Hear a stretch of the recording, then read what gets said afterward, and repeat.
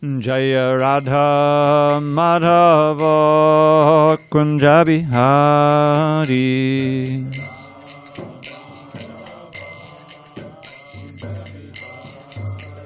Jaya Radha Madhava Kunja Bihari.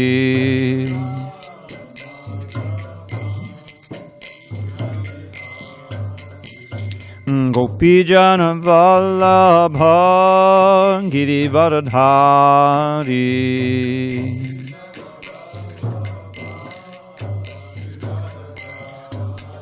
Jai Gopijana Vallabha Girivardhari.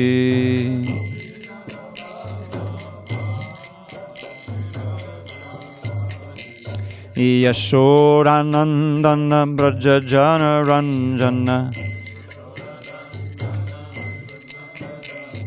Yashodanandana Brajajana Ranjana. Yamunatira Vanachari. Yamunatira Vanachari. Jaya Radha Madhava Kunja Bihari.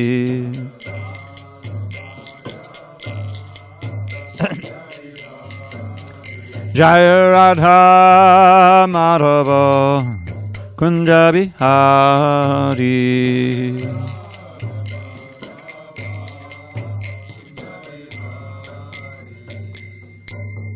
Jai Om Shnapad Paramahansa Parajikacharya Ashtotar to the Sri Srimad Divine Grace Srila A.C. Bhaktivedanta Swami Prabhupada Ki Jai. ISKCON BBT Founder Acharya Srila Prabhupada Ki Jai. Jai Om Vishnupad Paramahansa Parajikacharya Ashtotar to the Sri Srimad Divine Grace Srila Bhakti Siddhanta Saraswati Thakur Ki Jai. Ananta Koti Vaishnavinda Ki Jai. Namacharya Srila Haridas Thakur Ki Jai. Srimad Bhagavad Gita Ki Jai. Samaveda Bhaktivinoda Ki Jai. All glories to the assembled devotees. All glories to the assembled devotees. All glories to the assembled devotees. All glories to Shri Guru and Gauranga. So, we are on page, not that page, 640. No, 41. Thank you. All right.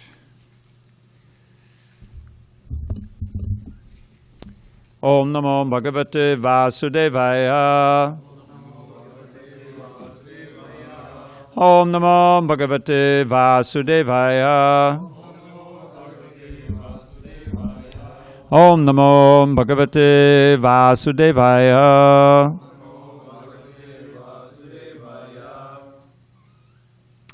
On the second day of November 2021 in San Diego, we're reading from Srimad Bhagavad Gita as it is, translation and commentary by His Divine Grace A.C. Bhaktivedanta Swami Prabhupada. And we are reading the 17th chapter, text number 3 on page 641.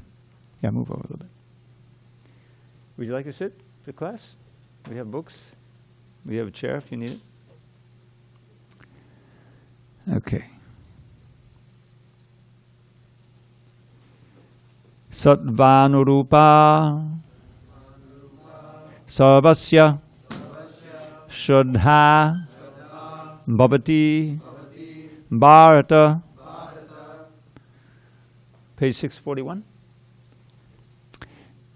Shraddhamayo Yam Purusho Yo Yach Shraddha Sa Eva Saha. Sattvanurupa Sarvasya Shraddha Bhavati Bharata. Shraddhamayo Yam Purusho Yo Yat Shraddha Sa Eva Saha. Sattvanurupa sarvasya. Yeah, good. We have any more stands? Or are we out completely? Okay, your stand. Page 641.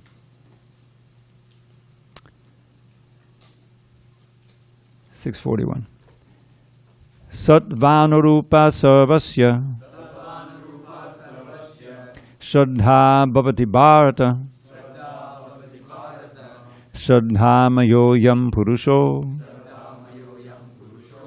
Yo yat shraddha sa eva saha Sattvanurupa sarvasya Shraddha bhavati bharata Shraddhamayo yam purusho Yo yat shraddha sa eva saha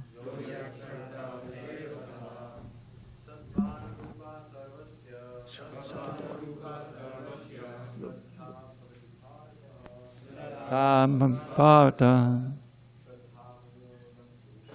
Shraddhamayo yam purusho Yo yat shraddha sa eva saha Sattvanurupa sarvasya Shraddha bhavati bharata Shraddhamayo yam purusho Sa eva saha Sattvanurupa sarvasya Shraddha bhavati bharata Shraddhamayo yam purusho Yo yak shraddha sa eva saha Sattvanurupa sarvasya Shraddha bhavati bharata Shraddhamayo yam purusho Yo yak shraddha sa eva saha Sattvanurupa sarvasya Shraddha bhavati bharata Shraddhamayo yam purusho. Mataji, would you like to try? Would you like to chant? You don't have to. Okay, it's okay.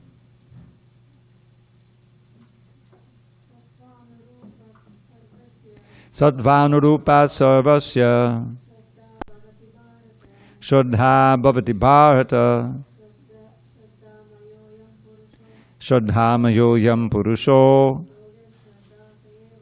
Yo yak shraddha sa eva sa. Zoom land?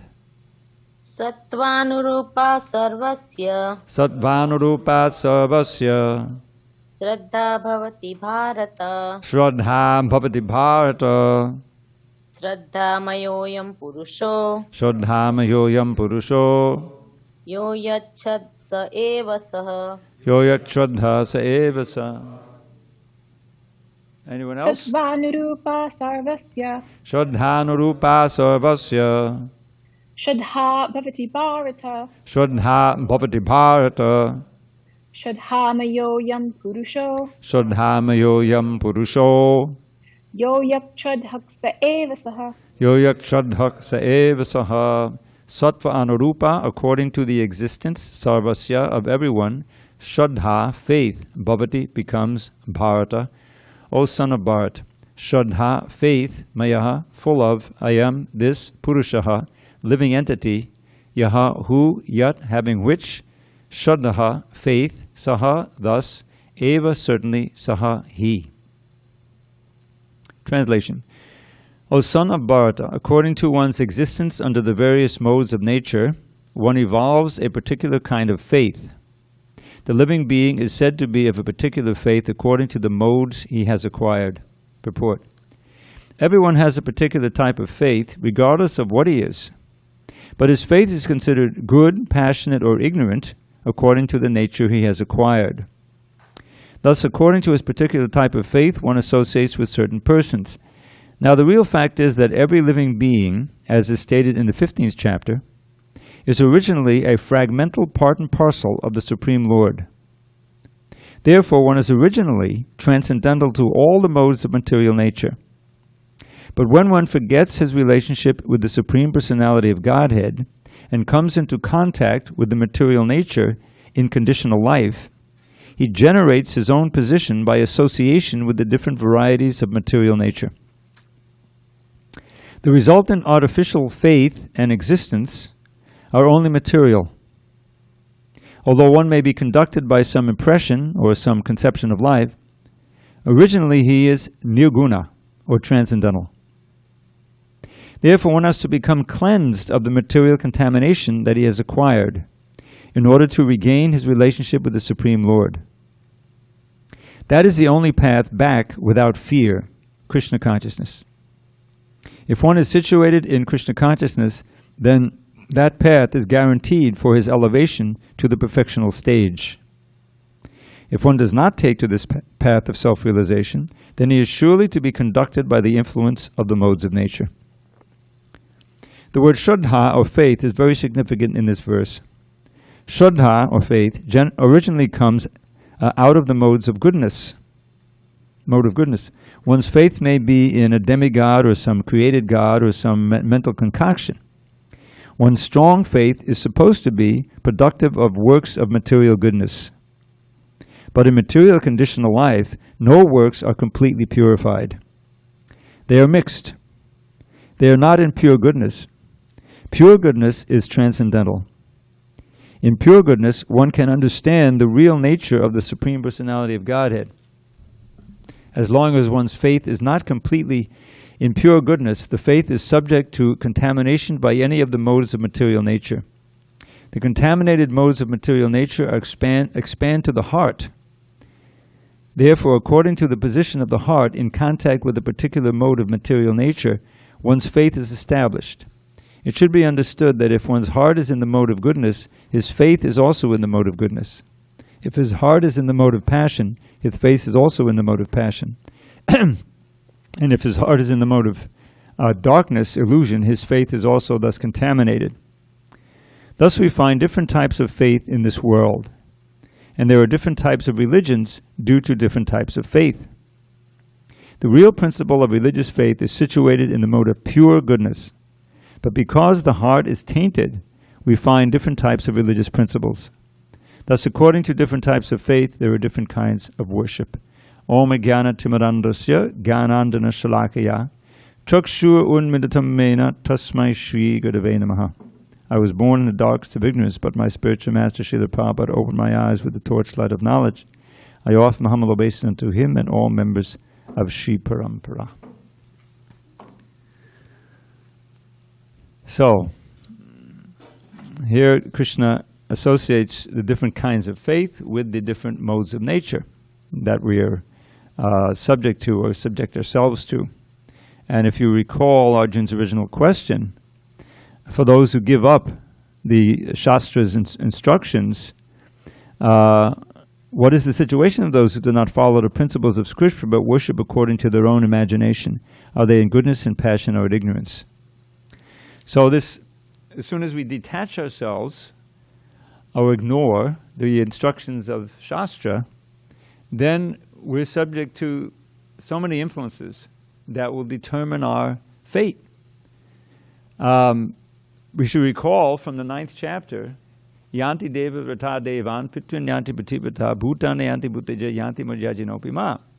There Krishna says, according to what and whom you worship, that forms your destiny. You go there. If someone worships the Devas, you go to the Devas. If you worship the Bhutas and the Pretas, the ghosts and spirits, and you go there, you'll take your birth there. If you worship me, you'll come to me, like that. So worship is predicated on one's faith, what you have faith in. And that's predicated upon how you associate with the modes of nature and acquire these modes of nature. So it all depends on Sangha. In fact, this whole pandemic has been teaching us a lot about Sangha, right? We don't want to associate with that virus, right? And so we try to social distancing. We have the mask.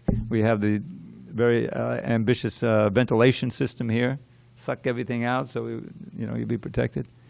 But if you you contract a disease, actually that's the word, you contract an infection, then it's going to take its course. It's going to have its effect, and you have some countervailing system that will help you hopefully fight it off. But it's all a question of sangha. You're contacting something that then affects you, either nicely or it makes your life more miserable. So the idea is that in Krishna consciousness, we want to consciously decide what to and whom with to associate with, so that we can uplift ourselves. We can come out of the mode of ignorance to the mode of passion, even to the mode of goodness, and to the mode of pure goodness. Very important to distinguish the two. This says Shuddha Sattva. This is pure goodness. This is the platform upon which Krishna consciousness exists. Complete purity.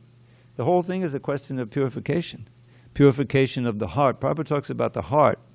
And the heart is where we have our motivations and our desires and our aspirations.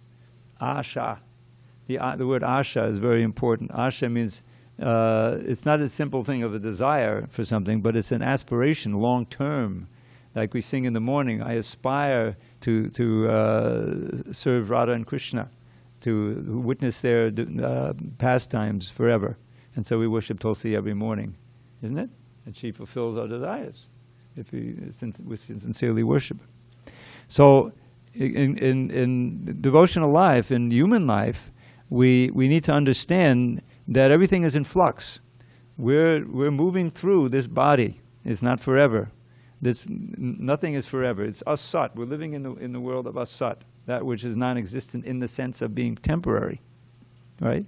Well, while we're moving through this temporary body, we need to learn the technique of using this tool to come to the point of not having to take another material body, to go from the asat to the sat. Asato ma sadgamaya, right? This famous phrase. Please take me from the temporary to the eternal. Well, God is taking us by teaching us. He's teaching us right now through the Bhagavad Gita and through the words of His pure devotee. So here we're going to learn here what will determine and how we can act so that we won't be degraded and our faith won't be degraded into being misplaced faith. To have faith in the strength of the material body, this is demonic. We learned in the previous chapter that the demons are very proud of their power and their physical prowess. Just think of Hiranyakashipu. Wasn't that his mode? He wanted to become even more powerful, so he performed severe austerities in the mode of ignorance, torturing the body, standing up for millions of years with his hands above him. The story, it's amazing. The ants built a big hill around his body, ate his whole body. It was just left with the bones. He was keeping the life air circulating within the bones. You imagine the willpower that took. And finally, the demigods were being burned because his fire is coming out of his head and bursting through the covering of the anthill and burning the demigods. So they pleaded to Brahma, please go down and do something. So he comes down and he pours some drops of water from his kamandalu, and suddenly Hiranyakashipu emerges from that anthill. He'd been there for thousands of years, with a new powerful body as strong as iron, But he knows that he's not invincible, and he knows that he's not immortal, so he wants to beg that from Lord Brahma. And Brahma says, I can't give you immortality, I don't have it myself. So then, well, all right, so let me not be killed in the day, in the night, or let me not be killed in the air, in the water, or the land. Let me not be killed inside or outside, or by any weapon, or by any creature that you've created, on and on and on. And he said, I got it covered now. Nobody can kill me. So Nrsimha appeared, right? He was neither man nor lion, right? That's what he said. He's not a man, he's not a lion, a little of both. He sat down in the threshold. He's not inside, outside. He's not in the air. He's not in the water. It wasn't day or night. It was twilight. And he didn't kill him with any weapon. Killed him with nails. It's not really a weapon. Anyway, so he was outsmarted. But the whole idea is that he had faith in his own prowess. and in the powers that he could glean through his austerity. And this is exactly parallel to what we see in the world around us. They have faith in technology. We can manipulate the earth. We can exploit the earth and extract all of these fossil fuels and just burn them up. And we'll get all this power and we'll get all this energy and we'll build these things, we'll become millionaires and we'll build these weapons. And they have faith. The faith is misplaced. They're destroying the very environment that you live in. I mean, does anyone not believe in climate change now at this point? I'm witnessing it over the 32 years I lived here in San Diego. When I first came, it was like the end of July. And shortly thereafter, the birds started migrating from south to north, because north to south, because it was going to get cold up north. So they stop here. This was a standard stop. And suddenly there's all these birds outside my window singing like anything, you know. Sometimes you'd see parrots, exotic birds, you know, on their way south. And then after a week or so, they'd be gone. They'd be gone south, you know, for the winter. Where are the birds now? Millions and millions and millions of birds have been killed because of the climate change, because of the death of the insect, because of the whole thing. It's all exactly coming right from the Bhagavad Gita, explained here, where the demons take over, and they're performing horrible works meant to, you know, to annihilate things. So that's ugra karma, and it's all because they have faith in material science, in material knowledge. But that can never lead. It can never lead to real happiness and prosperity. It degrades everything. So the countervailing force is the Bhagavad Gita, and Krishna's words, and those who can follow and live that science, and show how one can live much more simply and happily and naturally by glorifying the Lord and living simply and doing what we do, you know, under the guidance of Krishna through his representatives. So our faith is in the Shastra, and Krishna will teach us here. He will describe different kinds of austerities, different kinds of food, different kinds of work and sacrifice, all different modes of nature. And so we can recognize, oh, yeah, I see. This is in the modes of nature. I don't want to get into that mode, you know. I want to practice this way so that I'll be uplifted to the mode of pure goodness. Okay, so should we, any discussion on this verse or purport? Prabhu, in the purport, it mentions faith is originally a product of the mode of goodness. Can you give some? Right here in the second paragraph. Faith is differently in this. Shraddha, or faith, originally comes out of the mode of goodness. So that everything originates with Krishna, with Vishnu, right? So Vasudeva, the very word Vasudev, which is a name for Krishna, there's a word called Vasudev, which is Krishna's father. So Vasudev is a state of Shuddha Sattva in which Krishna appears. So the original faith is faith in the Lord, which is perfectly fulfilled if one acts on that faith. Once again, Lord Chaitanya defines faith, real faith, is Shraddha Shabde Vishwas Kohe Sudra Danastroy Krishna Bhakti Korle Sarva Karma Krita Hoy. That actual faith, pure faith in the mode of goodness, Hare Krishna, is defined as the firm conviction that just by acting according to the rules and regulations of Krishna consciousness, of Bhakti Yoga, all one's aspirations will be fulfilled. Hare Krishna. And so that's the pure faith. And that comes out of, what does he say it comes out of? The mode of goodness? It comes out of the mode of pure goodness, right? Hare Krishna. Yeah, move over to this side, okay? This is the men's side, and that's the ladies' side. Hare Krishna. So that's where it originates from. Just like, what's the model for, you know, a mother loving his child?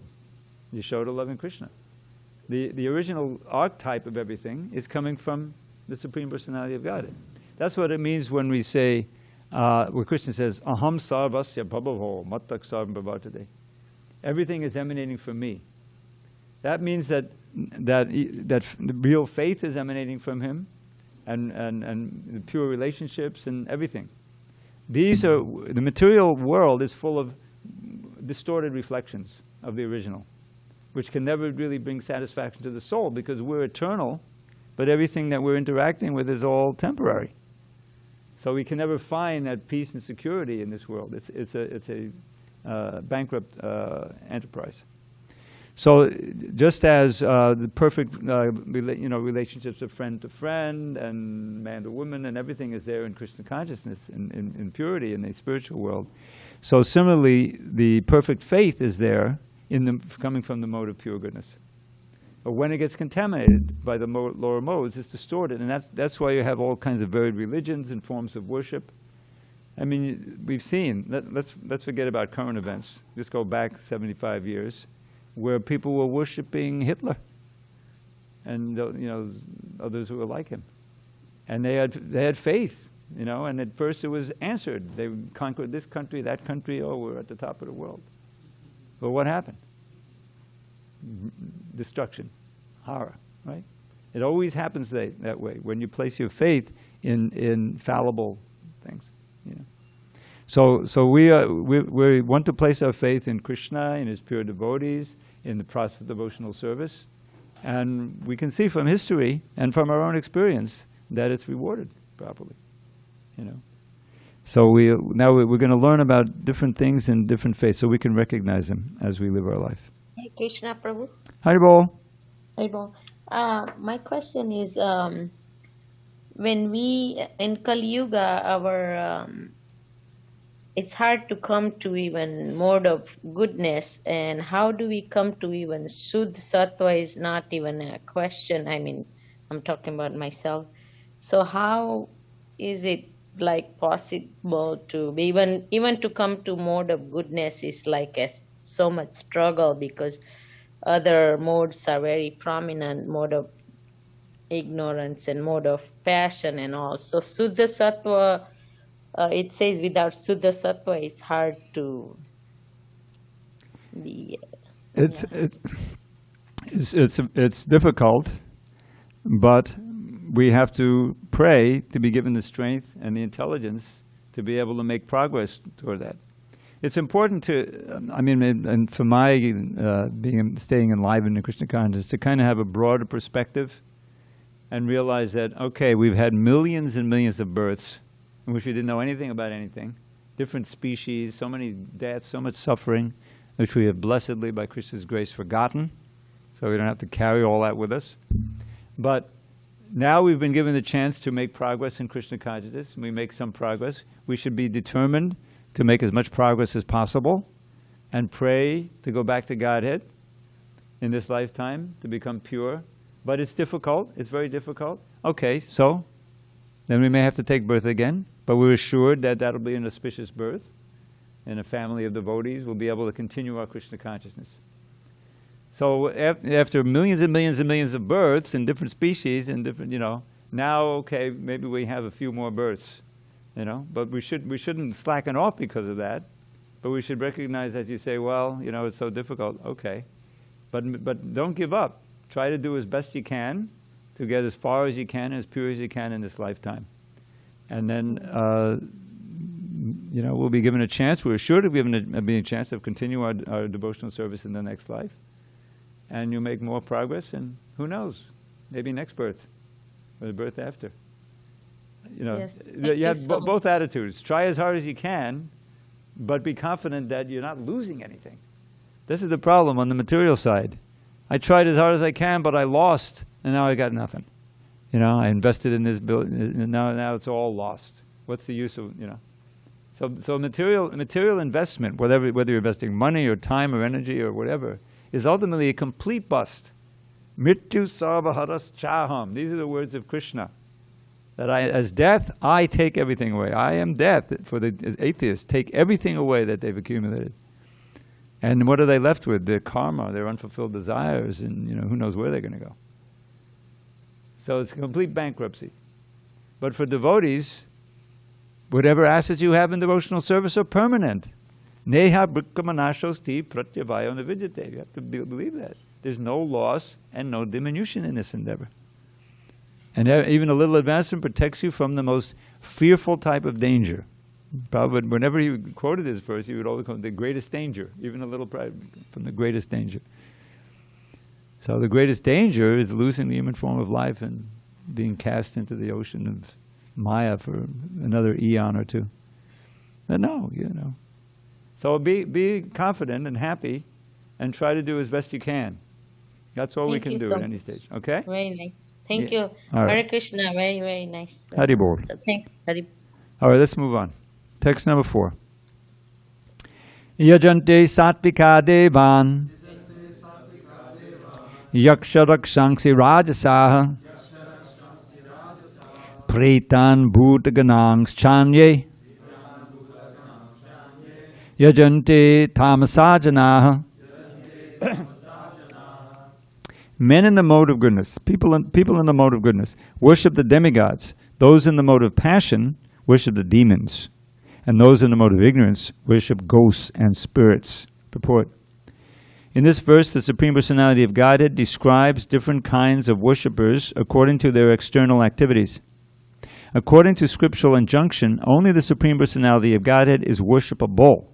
But those who are not very conversant with or faithful to the scriptural injunctions worship different objects according to their specific situations in the modes of material nature. Those who are situated in goodness generally worship the demigods. The demigods including Brahma, Shiva, and others such as Indra, Chandra, and the sun god. They include Brahma, Shiva, and others. There are various demigods. Those in goodness worship a particular demigod for a particular purpose. Similarly, those who are in the mode of passion worship the demons. We recall that during the Second World War, a man in Calcutta worshipped Hitler, because thanks to that war, he had amassed a large amount of wealth by dealing in the black market. Similarly, those in the modes of passion and ignorance generally select a powerful man to be God. They think that anyone can be worshipped as God, and that the same results will be obtained. Now, it is clearly described here that those who are in the mode of passion worship and create such gods, and those who are in the mode of ignorance, in darkness, worship dead spirits. Sometimes people worship at the tomb of some dead man. Sexual service is also considered to be in the mode of darkness. Similarly, in remote villages in India, there are worshippers of ghosts. We have seen that in India, the lower class people sometimes go to the forest, and if they have knowledge that a ghost lives in a tree, they worship that tree and offer sacrifices. These different kinds of worship are not actually God worship. God worship is for persons who are transcendentally situated in pure goodness. In the Srimad Bhagavatam 4.3.23, it is said, Sattvam Vishuddham Vasudeva Shabditam. When a man is situated in pure goodness, he worships Vasudeva. The purport is that those who are completely purified of the material modes of nature and who are transcendentally situated can worship the Supreme Personality of Godhead. The impersonalists are supposed to be situated in the mode of goodness, and they worship 5 kinds of demigods. They worship the impersonal Vishnu form in the material world, which is known as the philosophized Vishnu. Vishnu is the expansion of the Supreme Personality of Godhead, but the impersonalists, because they do not ultimately believe in the Supreme Personality of Godhead, imagine that the Vishnu form is just another aspect of the impersonal Brahman. Similarly, they imagine that Lord Brahma is the impersonal form in the material mode of passion. Thus they sometimes describe 5 kinds of gods that are worshipable, but because they think that the actual truth is impersonal, Brahman, they dispose of all worshipable objects at the ultimate end. In conclusion, the different qualities of the material modes of nature can be purified through association with persons who are of transcendental nature. So, aren't you thankful that we haven't gone down any of these crazy roads? I mean, I can attest to coming this close to being a Mayavadi. Back in 71, 72, before I met the devotees, I was involved with a certain mission, will not be named, in which they were basically impersonalists, although they were of the Yatamat Tatabat variety, which you may not have heard of, some of you, but you probably heard of it. Yatamat tatamat means whatever path you feel like is yours, is good for you. You can do that. So they had a little bhakti part too, and I would borrow those because I was drawn to bhakti, and I would read that. But I remember, I've told this story before, but some of you haven't heard it. So after a while, I was chanting Hare Krishna, but only as a meditative aid. You know, I wasn't really a bhakta, but I was chanting that mantra, which was my salvation. And so I was saying, do you have a place where I can chant quietly? You know, yes. You go up near the attic. We have a little room up there, and you'll find a little statue of Krishna. I said, oh, great. So I went up there, and it was quiet, you know, and there was this little platform, and there was Krishna alone, and maybe it was ivory or some white plastic, I don't know. And he had a flute, you know. I said, okay, great. Hare Krishna, Hare Krishna. And after 1 or 2 rounds, I went and I got a little closer look at this murti. And there was this much dust, you know. They hadn't cleaned it at all. You know, there was no bhakti there. It was just like a meditative aid. That's the whole idea. For the emotional masses, that's what we need, the bhakti. But for those who are really, you know, connoisseurs, gyan is the thing. You know, this is their So it's all just these 5 philosophized Vishnu and the sun god and Durga and all of the worship. It's just to help you concentrate. In the ultimate end, there's nobody out there. You know, Brahman is the ultimate, the impersonal void, the undifferentiated. That line of Prabhupada's pranam mantra is so important. Nirvishesha shunyavadi paschatya desha tarine. Prabhupada, by preaching the words of Lord Chaitanya, and it's all the words of Lord Chaitanya that we're teaching here. He's saving us, tarine, delivering us from nirvishesha. Nirvishesha means no details, no varieties. The ultimate reality is just white light, pure consciousness. I am that I am. And I'm so peaceful because I won't be born. No death, no disease. Oh, how wonderful it is. How long can you relish that? You know, before you get bored. I read something recently where Prabhupada, why do people come down from the Brahma Jyoti, Srila Prabhupada? Why do the persons? And he said something very interesting. He said, ultimately because they get lonely. They get lonely. Yeah, you can please get a cushion. So it's like that. If you're all alone all the time, how can you be happy? You know, maybe it's a relief first to get away from all of the aggravation. You know, but after a while, you want to have some friends, somebody to talk to, isn't it? So in the Brahma Jyoti, there's no one there to talk to. It's just you and your own consciousness. I exist. It's bankrupt. Yen yeda vindaksha vimukta maninas tvayasta bhavad abhishuddha buddhya aruha kuchena padang padantata patantya dho anadvita yushmarangraya. Prabhupada would always quote this verse to explain what happens with the impersonalists. So besides the bhaktas, these are the demigods praying to Krishna in the womb. Adabindaksha, oh lotus-eyed Lord. Those who think that they're liberated, the impersonal, think that vimukta maninas, but they're averse to worshipping you. Ashtabhavad, avishuddha buddhya. Their conscious, their intelligence is not purified. Prabhupada is talking about purification here. Be pure. They may rise by severe austerities. Some of them may rise up to the param padam. That's Brahmabhuta, you know, which is with no differentiation. White light, Brahman. Param padam patantyadho. Patanti, you know, patita pavana. Patanti means fall. They fall down again because they're averse to worshipping you. So why waste all that time? You know, go down that dead end of impersonalism. This is the process. And even if you fail in this lifetime, you still pick up and you proceed on the path. But if you become an impersonalist, you come down again, and who knows what you can come to. So this is the place. Now he's saying they worship different people, and I mentioned Hitler, just an accident that they might probably mention Hitler in the airport. Can you imagine what that would mean? To be so crazy that you worship Hitler because he had some power for a few years, because he, you know, so destructive. So this is the danger. Unless you know where to place your faith and how to direct your worship, and don't ever, you know, minimize the strength of this chanting of the Hare Krishna mantra. If you're chanting with some faith and some attention, then that'll protect you from all of this craziness, you know, of idolizing some human being as God or all this nonsense. You realize, you know, the Krishna will give you knowledge from within as well as without. So, any questions? Does anyone want to worship the yakshas, the rakshas around here? No. Please, go ahead, Boo. Oh yeah, please use. No, please, because if people ask, okay. Here, It's on? Okay. Yeah. So my question is, it says here, men in the mode of passion, and men in the mode of goodness worship the demigods. But we also find, like you were saying, Hiranyakashipu was worshiping Brahma. So how does that work out? Like, well, clearly it's not an absolute injunction. I mean, you can worship whoever you want. The Hiranyakashipu, you know, he thought he wanted to worship the most powerful entity so he could become invincible and immortal. And Brahma was the creator of the universe, so he reasoned that way. And but in the ordinary course of events, it means that those who are in the mode of passion, they're looking for more and more material gain and power.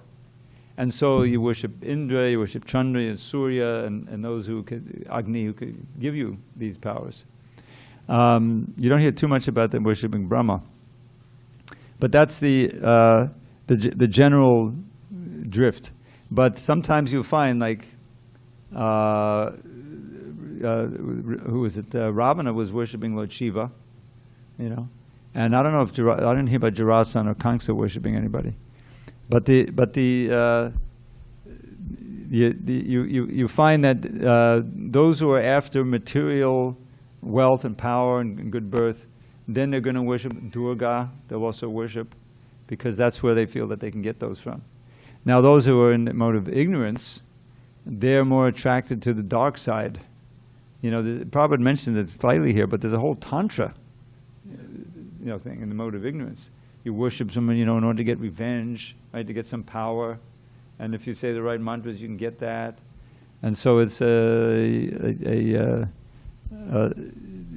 because of the modes, I mean, you're attracted, generally. But there are some exceptions, as you say here. It's not that everyone who worships the demigods has to be in the mode of passion. You can also be in the mode of ignorance. You know, but that's the general rule. All right, let's go on. Text number 5 and 6.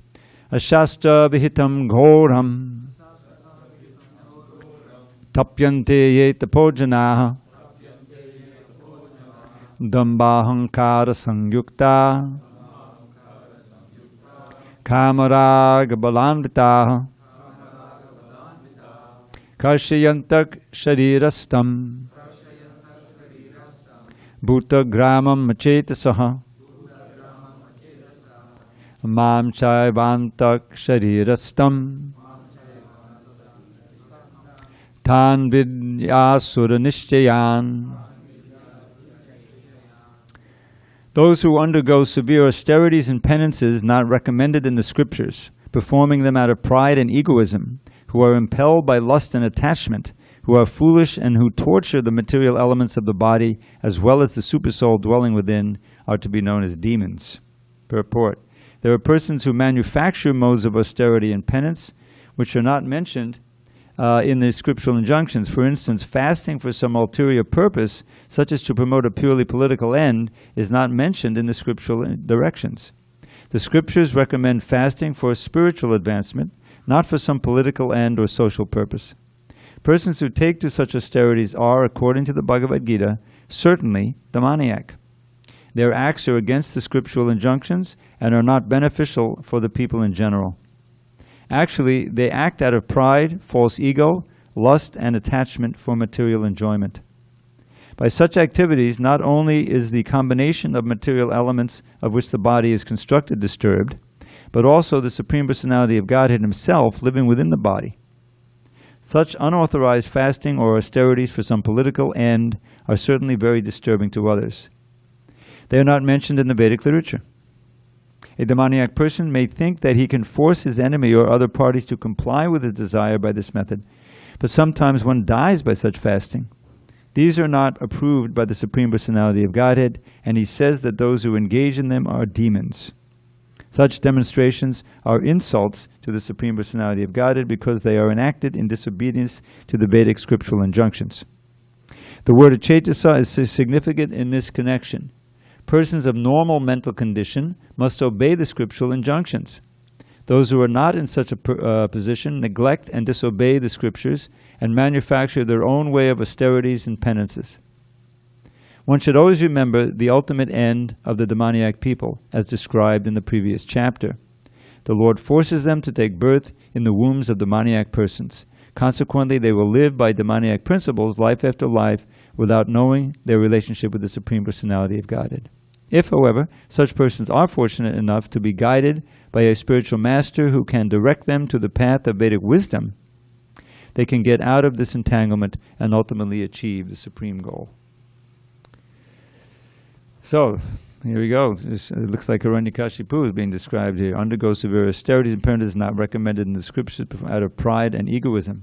Notice again, we come across our favorite word, damba. Notice that? Dambe na ahankar, out of false ego and with pride, but also bluffing, also false pride, wanting to look like something they're not. Kama, raga, balamrada, impelled by the strength of attachment and lust. So this tormenting of the body. Now I think of some people, perform extreme athletic events, which are like torturing the body. They have this thing called the triathlon, which is too much. It's too much of a strain on the body. They run, then they do biking, the swimming and biking, and at the end to see who can get through the whole thing without dropping dead. It's extreme, and it's for what? For some honor, for some pride, money, for this or that. So that's modern examples of this. And all of this is it's not pleasing to Krishna. It's tormenting the super soul within. It leads to certainly oftentimes breakdown of the physical body. We should always remember that the body is like a temple. Remember, it's meant to be used for Krishna's service. There's a beautiful verse in the 87th chapter, 10th canto. Let's see if I can recall it after all this time. This is the prayers of personified Vedas. Twananupatam karlaya midamatma surit priyavat. Chadati taton muket vihite priya atmanicha. Napadadamantaho asadupasana yamahano yadunushaya brahme urubaye kusharire pita. He says, my dear Lord, this is Vedas praying to Mahavishnu. The human form of life is very suited to serving you. Kulaya minam atma surit priyavat. And when one serves the Lord with this body, it becomes his best friend and dearmost possession. It's just like paraphernalia for worshiping the deity. And on your side, as a super soul, you're guiding from within how to do that. But alas, those who don't take their pleasure in serving you, but rather worship the impermanent, like in the Bible they say worship mammon, right? Asadupasanaya, there's a phrase there. That's what it is. Atmahano, which is like spiritual suicide. So you can't kill the soul, but you can postpone your self-realization for a long time. Then one is forced to wander within this world, trying to fulfill his material desires and taking all kinds of inauspicious bodies, which produce great fear and suffering. This is our choice. If we respect the body as a temple of the Lord and we use the senses and the mind, the intelligence, and by the process of devotional service, that's what it's all about. Rishikena Rishikesha Sevanam. Serving the master of the senses with these senses. Now the thing about it is that just as with the association of the modes, is that we know that we should associate with the mode of goodness, not the mode of passion. But we're accustomed to being in the mode of passion, and so it takes some discipline. We have to purify the intelligence and strengthen our determination by proper association. And then we can reform. And before long, we have no taste at all for associating with the mode of ignorance and passion. So similarly, all of the senses, the chanting of Hare Krishna, that's normally not something that's spontaneously attracted to. It's a discipline. You know, and it's not just chanting rotely, but there's a whole mentality. You have to pay attention. You have to believe in the power of the holy name and pray to the Lord through the holy name. You know, all of that is a culture. Prabhupada talks that this is the most important cult. When he talks about cult, he means culture. It's the culture. There are ways of eating, ways of living, ways of doing everything, dressing. It's the culture, music. And so the whole aim of everything in the culture is to redirect our mind toward Krishna, to cultivate the higher modes of nature, like in the ashram, you know, and keep it clean, and regularity, and all these things which cultivates the mode of goodness, and which is a great foundation for practicing Krishna consciousness and moving toward the mode of pure goodness. So all of that requires, what is that great verse? You know this one. Utsahan nishtayad dharyat tat karma pavartanat sanga tyagat sato vritti shadbi bhakti prasiddhyati. This is in Rupa Goswami's essential instructions called Upadesh Amrita, which literally means the nectar of instruction. And here he's giving us the positive, how we should act, what we should do. In the previous verses, the negatives, and I'll share that with you too if you want. But Upadeshamit. So he says, Utsahan, enthusiasm. You have to put your whole self into it. Anyone will teach you that. Any teacher will tell you that. Look, if you want to become a champion gymnast, you have to really get into it. You have to be, you know, you can't just go through the motions, you know. So yes, Utsahan. And confidence that this is the path. This is Shraddha, faith. And Dharyat means determination. Enthusiasm, patience, and determination. In regards to what? Tat karma pavartanat. All of the process of devotional service that we're meant to do. Getting up early and chanting and living this way, doing this and not doing that. Tat karma pavartanat. Do it with enthusiasm. Don't just go through the motions. That's one of the things that destroys bhakti. Niyama agraha. Means like doing it, but just going, you know, rote. Yes, sir. First of all, it's our first time here. Okay, welcome. I have a couple of questions. Okay, let me just finish the thought and then, yeah. So Tatat Karma, Sangha Tyagat. Now here again we get to Sangha. You remember how important the Sangha is. You associate with someone or something in the mode of ignorance, and you'll get infected with that mode. And before long, that'll be your preference. So Sangha is everything. So he's Sangha Tyagat, giving up bad association in the modes of nature. Means associating with sadhus. And Sato Vritti, following in the footsteps of the saints. This is prasiddhyati. This nourishes your bhakti and helps you progress. So these things, and if we have time, I'll share the things to avoid too. Go ahead. A couple of quick questions. One, this phrase itself. Prabhu, can you use the microphone? Yeah, he's got the mic. Is it on? Oh. Yeah, just hold it till it turns green. Hello? Yeah. So, what does this text or this section say about, for example, I don't know too much about Mahatma Gandhi, but I know that one of the main things that he's known for is his principle of fasting for, a political purpose, for a social purpose. So what does the Bhagavad Gita say about that? Well, that's what that example. That's what Prabhupada was referring to. Srila Prabhupada was an ardent follower of Mahatma Gandhi before he met his spiritual master. In the early 20s, like 1920, 21. He met his spiritual master in 22, and then he surrendered to him, and he took up the process of devotional service. He didn't take it up. He became, who we know him as today, which is Srila Prabhupada, pure devotee. He revealed that he was that. So the idea is that the process of fasting is purifying for the body, certainly. It can be done just for health. Or it can be done as an act of civil disobedience, as we saw. But Prabhupada is saying here that is a misuse of that, that's not, in the Shastra. And so he's recommending that not be done, that torture the material elements of the body. That can be that. Some people, they go on fasts in prison or whatever they are. I think Mahatma Gandhi did that. So Prabhupada is saying that this shouldn't be done. If you want to fast, then we have our fast, our Kadashi fast, as you know, Janmashtami, so many things. And the great Acharyas we have, actually they fasted every day.